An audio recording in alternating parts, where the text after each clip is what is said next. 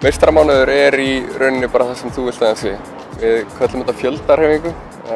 Þetta mánuður þar sem þú setur þér markmið og finnur hvað þú vilt gera þennan mánuði. Kannski eitthvað sem þú vilt bæta eða kannski eitthvað sem þú vilt gera sem þú hefur verið að fresta eða klára. Og já, þannig að þetta bara það sem þú vilt gera þennan mánuð og gera það með stuðningi frá öðrum þátttakendum og okkur.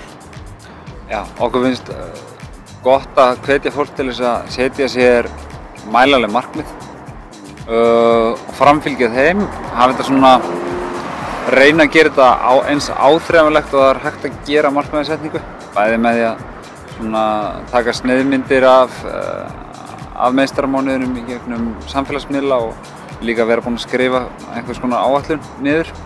Og langt þreyttir á því að vera nánast örkumla af þingu og leti. Það var mánudagur í mönnum. Það var mánudagur 7 daga vikunar, nánast. Við vorum bara ekki stoltir af því og horfðum einhvern síðan, ég ætla ekki að segja við höfum hort í augun okkur með öðrum og átti eitthvað moment sko. Það var frekar það að við bara áttum okkur á því að það er hrikalegt að vera alltaf að afsaka sig og fresta hlutunum og það er ekkert flókið að standa bara upp og gera þetta ef maður hefur einhvern sem gerir þetta með manni. Settumst niður í daginn, horfðum á allar Rocky-myndirnar og ákveðum síðan að vakna 6 daginn eftir, hlaupa út á strönd klukkan 6:15 og vera mættur út í skóla fyrir klukkan 8. Það er gott að blessa að setja sér markmið en maður verður að horfa á þetta svolítið frá 2 sjónarhornum. Annars vegar það er fínt að taka til í eigin lífi. Það er rosalega gott að skerpa á því sem að manni finnst gott og taka kannski smá skurk í einmitt hreyfingu og mataræði og sleppa því að djamma mikið. En það er líka rosalega gott að fara út fyrir þægindarhringinn. Það er bara mjög skemmtilegt að setja sér markmið um eitthvað sem maður hefur ekki pröfað áður og átt að sjá því hvort maður fílar þetta ekki.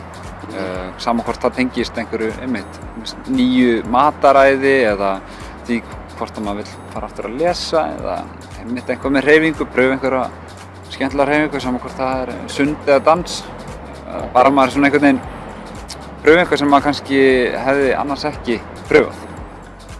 Já, fyrst og fremst þá viljum við biðja þátttakendur um að njóta mánaðarins og ekki að ætla sér of og bara fara í þetta á sínu hraða og hafa gaman að því.